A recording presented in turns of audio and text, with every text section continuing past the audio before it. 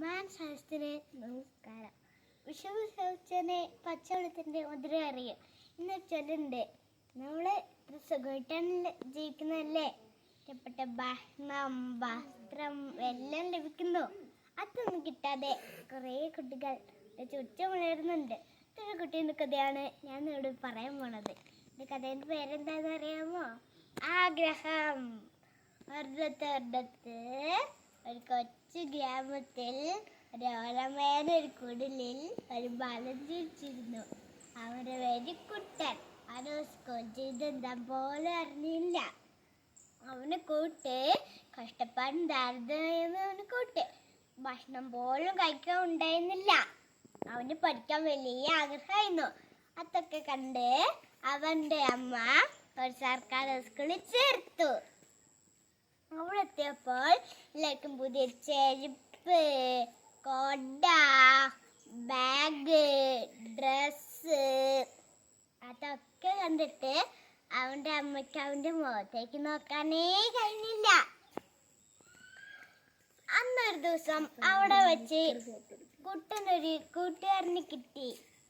അവന്റെ പേര് ബാബു.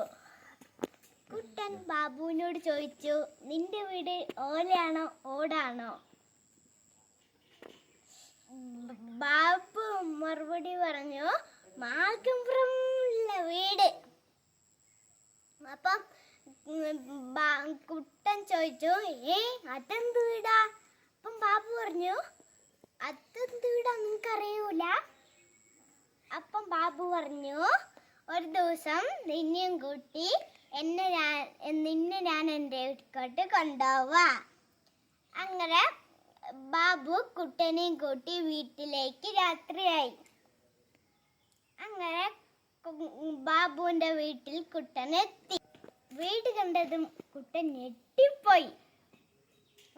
വലിയ മാളികപ്പുറമുള്ള വീട്, കൊട്ടാരം പോലുള്ള വീട്. ഗേറ്റ് തുറന്നതും ബൂ ബൂ.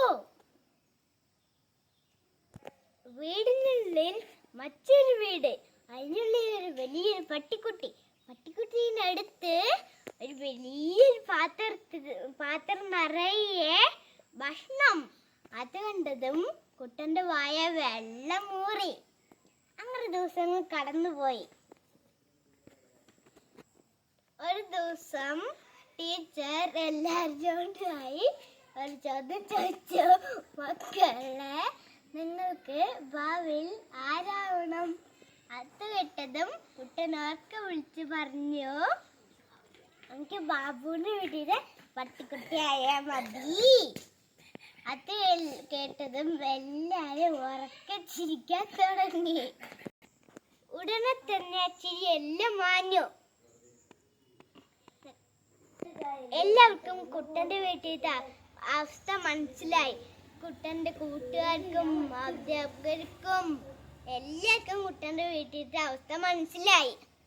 അങ്ങനെ കുട്ടൻ പഠിച്ച് ഉയരങ്ങളിലെത്തി. കൂട്ടുകാരെ, ഈ കഥയിൽ നിന്ന് നമുക്ക് എന്ത് മനസ്സിലാക്കാം?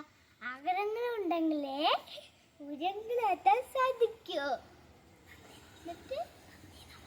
നന്ദി, നമസ്കാരം.